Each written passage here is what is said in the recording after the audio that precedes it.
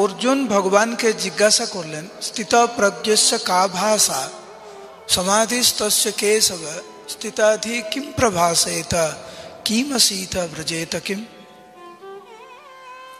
হে ভগবান, আপনি যে ভক্তের কথা বলছেন, স্থিত প্রজ্ঞস্য কা ভাষা, সে কেমন কথা বলে, তার চালচলন কেমন, তার ব্যবহার কেমন। তারপরে ভগবান ধীরে ধীরে ভক্তের ব্যবহার কেমন তা বর্ণনা করতে লাগলেন। মহাপ্রভু বলেছিলেন, বৈষ্ণব সদাচার হচ্ছে খুব সূক্ষ্ম। আমরা যদি বৈষ্ণব হতে চাই, ভক্ত হতে চাই, তাহলে ভক্তের কি গুণ, ভক্তের কেমন ব্যবহার, সেটা জানা দরকার। এবং সেই সমস্ত সিদ্ধান্ত, শাস্ত্রের সিদ্ধান্ত নিজের জীবনে প্রয়োগ করা কর্তব্য। আমি কখনো বলতে পারি না যে আমি ভক্ত, কিন্তু ঐকান্তিকতার সহিত জপ করার চেষ্টা করি না।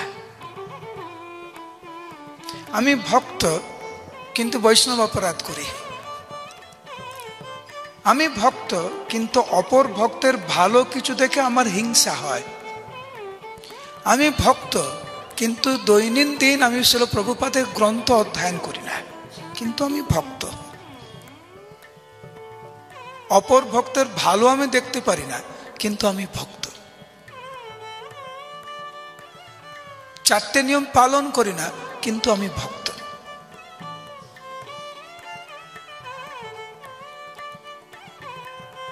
শাস্ত্রীয় সিদ্ধান্ত অনুসারে ভক্ত কাকে বলে তার নির্দিষ্ট ব্যাখ্যা দেওয়া হয়েছে। এবং শ্রীমন মহাপ্রভু এবং মহাপ্রভুর অন্তরঙ্গ পার্শ্ববৃন্দ যখন এই ভৌতিক সংসারে অবতীর্ণ হন, উনাদের আচরণের মাধ্যমে আমাদেরকে শিক্ষা দেন। নারদ মুনি যখন ভগবানকে অনুরোধ করেছিলেন যে কলিযুগে আবির্ভূত হওয়ার জন্য, যখন মহাপ্রভু উনার সামনে আবির্ভূত হলেন নারদ কুণ্ডে, গোবর্ধনের তটে, তখন নারদ মুনি বলেছিলেন ভগবানকে, হে ভগবান, আপনি আবির্ভূত হবেন আপনার সপার্শ্বদোষই সমমেক বার। হে প্রভু, আপনি ভক্তদের সাথে আপনি আবির্ভূত হন এবং জগৎবাসীকে আপনি দেখান ভক্ত কাকে বলে আপনার ব্যবহারের মাধ্যমে। আপনার পার্শ্ববৃন্দ আবির্ভূত হোক আপনার সাথে, জগৎবাসীকে শিক্ষা দেওয়ার জন্য যে এইভাবে ভগবানকে ভালোবাসতে হয়, এইভাবে ভগবানকে আপন করে নিতে হয়, এইভাবে হরিনাম করতে হয়, এইভাবে অপর ভক্তের সাথে আচরণ করতে হয়। তো আজকে আমরা ভক্তের কিছু গুণ আমরা শ্রবণ করব, যার মাধ্যমে আমরা বুঝার চেষ্টা করব, হ্যাঁ, একে বলে ভক্ত। আমি যদি ভক্ত হতে চাই, তাহলে এই গুণগুলো যাতে আমাদের হৃদয়ে ধারণ করতে পারি, লালন পালন করতে পারি, সেই ব্যাপারে বাস্তবিক পদক্ষেপ যাতে আমরা নিতে পারি।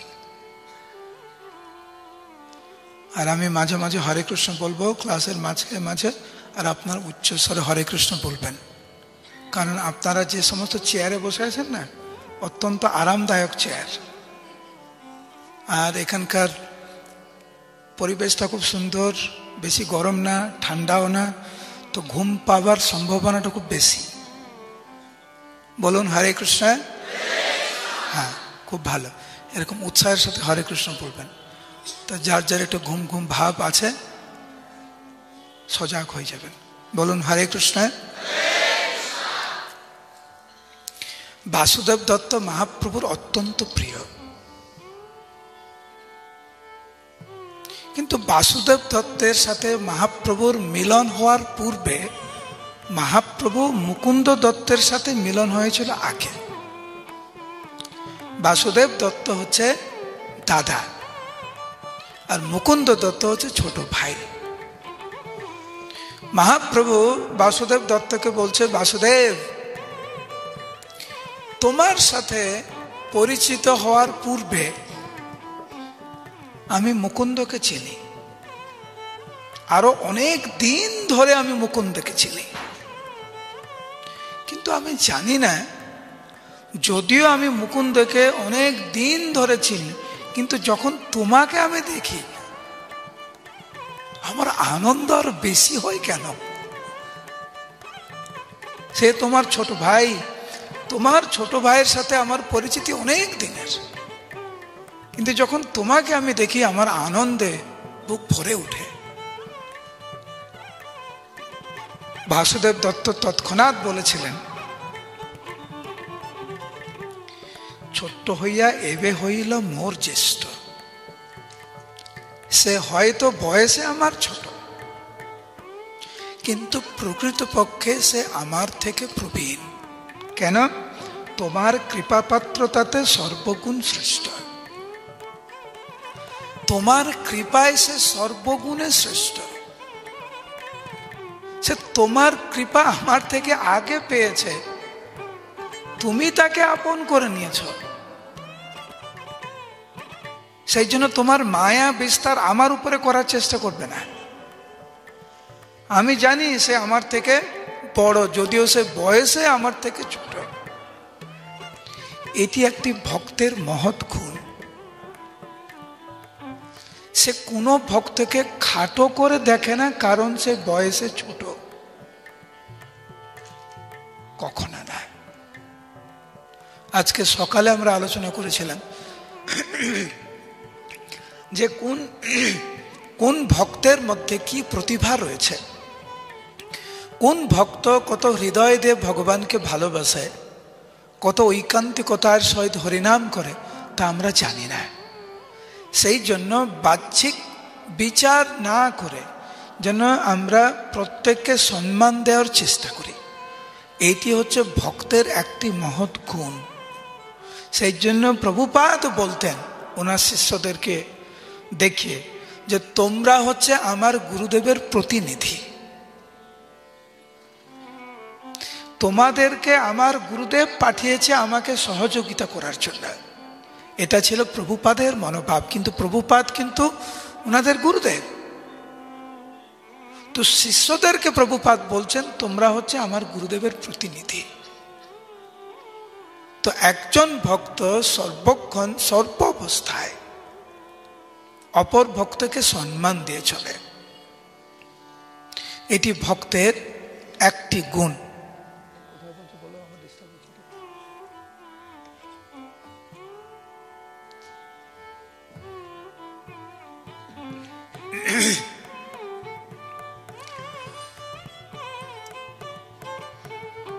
অন্যান্য জীবদের প্রতি কতটা করুণাময় একজন ভক্ত, তার জ্বলন্ত দৃষ্টান্ত হচ্ছে বাসুদেব দত্ত।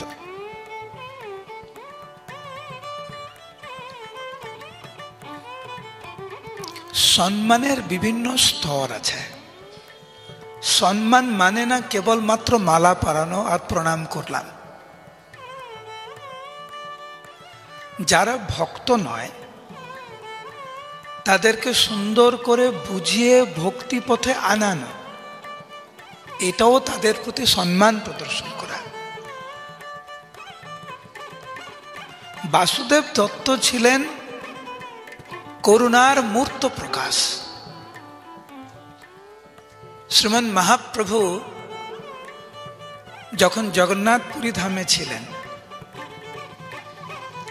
বাসুদেব দত্ত শ্রীমান মহাপ্রভুর কাছে গিয়ে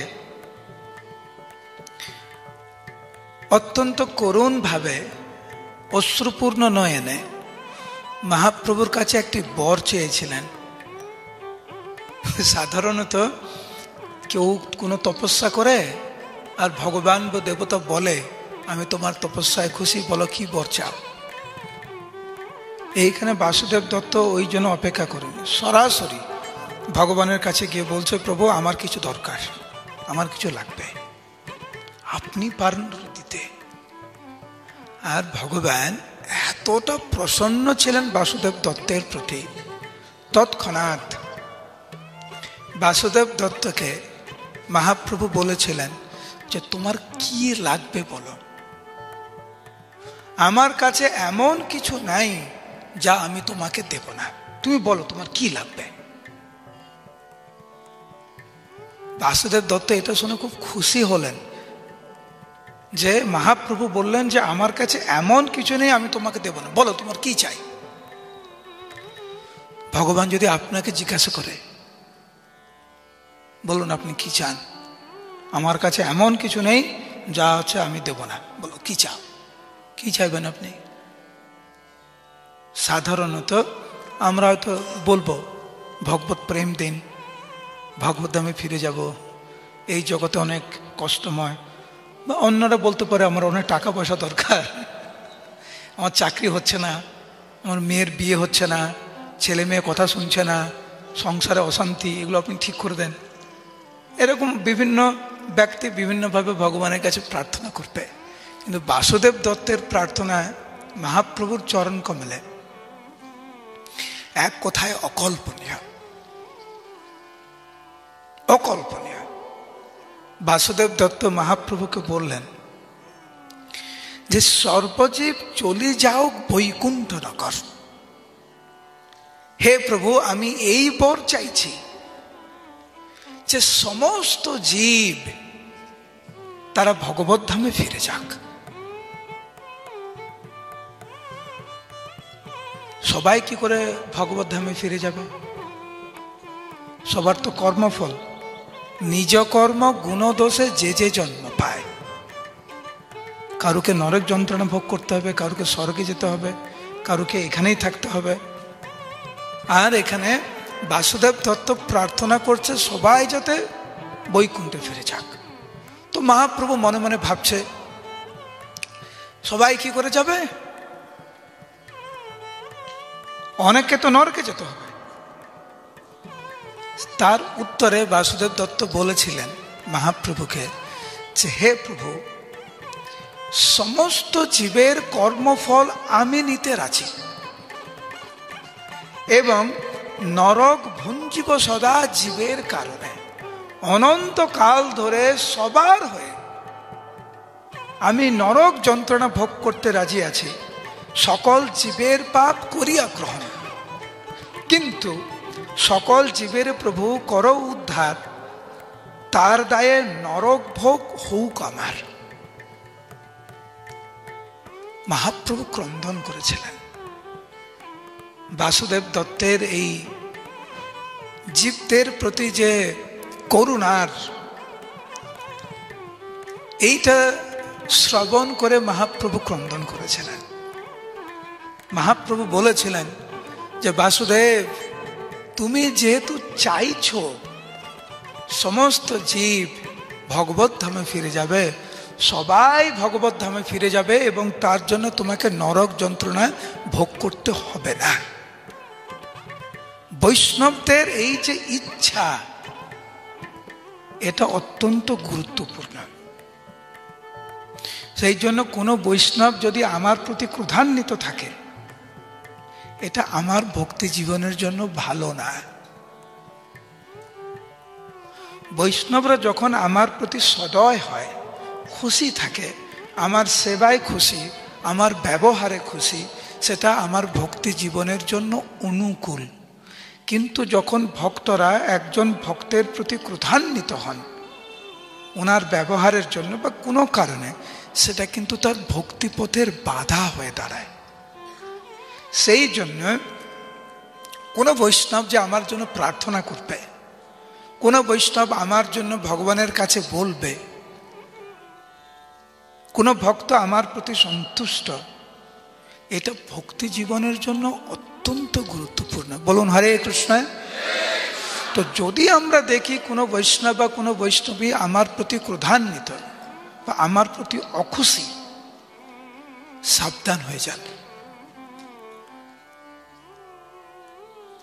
হয়তো সবার সাথে সেই ঘনিষ্ঠ সম্পর্ক না থাকতে পারে, কিন্তু কমপক্ষে আমার প্রতি যাতে ক্রোধান্বিত না থাকে, সেইটা দেখা অত্যন্ত গুরুত্বপূর্ণ। ভক্তিপথের বিরাট বাধা হয়ে দাঁড়ায় কিন্তু এটা একটি। আরেকটি,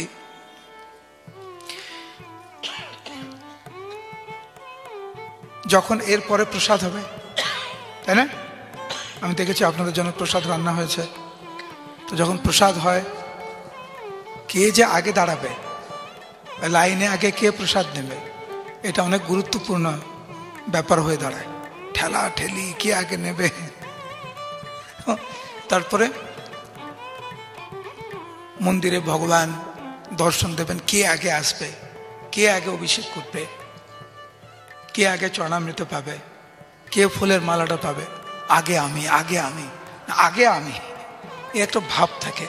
তো এর সাথে আমাদের গৌড়ীয় বৈষ্ণব সিদ্ধান্ত, বৈষ্ণবের মনোভাব কি, সেটা নিয়ে বাসুদেব দত্ত জ্বলন্ত উদাহরণ।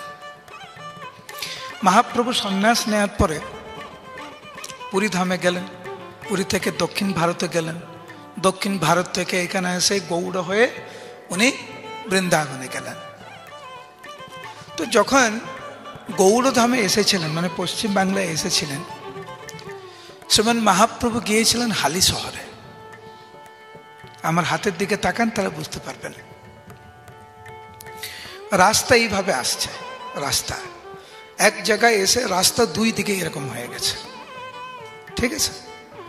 তো একদিকে বাসুদেব দত্তের বাড়ি, একদিকে শিবানন্দ সেনের বাড়ি, আর মাঝখান থেকে কিন্তু দূরত্ব প্রায় একই। মহাপ্রভু ওনার সাথে, মহাপ্রভু আসছেন, ওনার সাথে শিবানন্দ সেন আর ওনার সাথে বাসুদেব দত্ত, দুইজনেই কিন্তু মহাপ্রভুর সাথে। এখন যখন এইখানটায় যখন এসেছে, মহাপ্রভু জিজ্ঞাসা করছে, আমি কার বাড়ি আগে যাব, বাসুদেব দত্ত না সেন শিবানন্দ, কার বাড়ি আগে যাব? মহাপ্রভু জিজ্ঞাসা করছে, বিন্দু মাত্র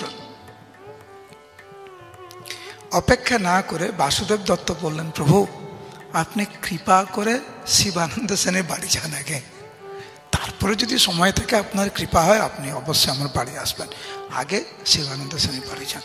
মহাপ্রভু যখন এটা শ্রবণ করেছে বাসুদেব দত্তের থেকে, মহাপ্রভু অত্যন্ত প্রসন্ন হয়েছিলেন।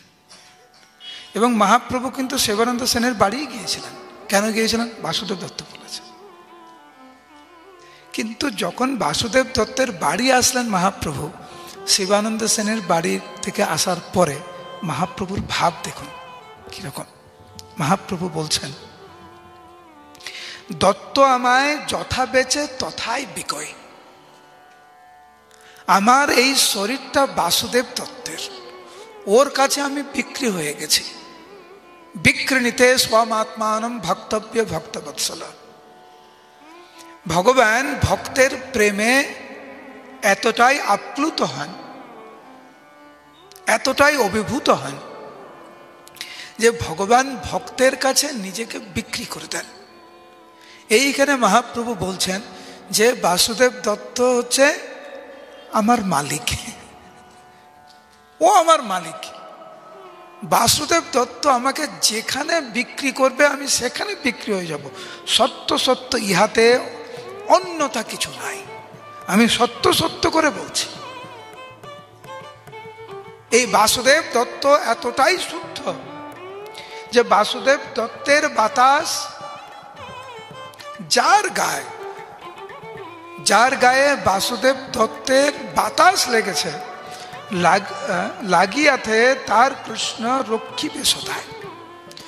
ভগবান শ্রীকৃষ্ণ সেই ভক্তকে রক্ষা করবে যার শরীরে বাসুদেব দত্তের বাতাস স্পর্শ করেছে। সত্য আমি কহি শুনো বৈষ্ণব মণ্ডল, এই দেহ আমার বাসুদেবের কেবল। হে ভক্তগণ তোমরা শ্রবণ করো, আমি সত্য সত্য করে বলছি, আমার এই দেহ বাসুদেব দত্তের।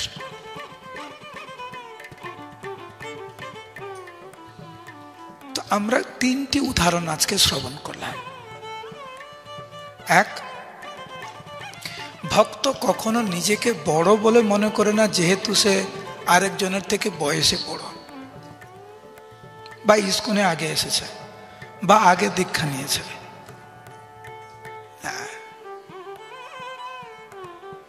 সে সব সময় অপর ভক্তকে সম্মান প্রদর্শন করে। এই গুণ ভগবানকে আকর্ষিত করে। দ্বিতীয় যে গুণ আজকে আমরা আলোচনা করলাম যা ভগবানকে আকর্ষিত করে, তা হচ্ছে জীবে দয়া। প্রচার করার জন্য সবচাইতে ভালো, সবচাইতে উত্তম পন্থা হচ্ছে নিজে ভালো ভক্ত হওয়া। যে নিজে ভালো ভক্ত, সে অপর ভক্তকে বা অপর ব্যক্তিকে কৃষ্ণের চরণ কমলে নিয়ে আসতে পারে। এবং সে যে প্রচার করবে, সেই প্রচারে শুদ্ধতা থাকে। অনেক সময় আমরা দেখি প্রচারে অনেক জঞ্জাল ঢুকে যায়, রাজনীতি ঢুকে যায়, হিংসা ঢুকে যায়। আমি তোমার থেকে বড়, আমার পদ চাই, আমার এটা চাই, আমার ওটা চাই। এই সমস্ত মনোভাব কখন একজন প্রচারকের মধ্যে ঢুকে? যখন আমরা বুঝি না যে কোন সেবা মহাপ্রভুকে খুশি করে। আমরা কি চাই আমরা মৃত্যুবরণ করতে হৃদয়ে পুরো হিংসা ভর্তি নিয়ে মৃত্যুবরণ করতে চাই? বৈষ্ণব অপরাধ করে মরতে চাই? বৈষ্ণব নিন্দা করে দেহত্যাগ করতে চাই? অন্যান্য ভক্তরা ভাববে আমার সম্বন্ধে খারাপ ভাববে, এইরকম প্রতিকূল মনোভাব নিয়ে আমরা দেহত্যাগ করতে চাই না। আমাদের এইরকম আচরণ করা উচিত যে আমার যদি আগামীকাল মৃত্যু হতো, বা আমি যদি জানতাম যে আগামীকাল আমার মৃত্যু হবে, মন দিয়ে শুনুন, যদি আমি জানতাম, আগে হরে কৃষ্ণ বলুন, হরে কৃষ্ণ, যদি আমি জানতাম আগামীকাল আমার মৃত্যু হবে, আমি কেমন আচরণ করতাম, কেমন জপ করতাম আমি? যদি আমি জানতাম আগামীকাল আমার মৃত্যু হবে এবং কোনো ভক্ত যদি আমার সাথে খারাপ ব্যবহার করতাম, আমার প্রতিক্রিয়া কেমন হতো? আমি কি মনোভাব নিয়ে প্রসাদ গ্রহণ করতাম, কি মনোভাব নিয়ে হরিনাম করতাম, কি মনোভাব নিয়ে প্রচার করতাম? ভক্তের জীবন ওই রকম। ভক্ত কখনো ভাবে না এরকম আমি অনেক দিন বাঁচবো, কেউ আমাকে কিছু করতে পারবে না, আমি কিছু একটা হয়ে গেছি না। বাসুদেব দত্তের জীবন ধারা দেখুন। মহাপ্রভু এতটা খুশি হলেন যে মহাপ্রভু বললেন, আমি বাসুদেব দত্ত,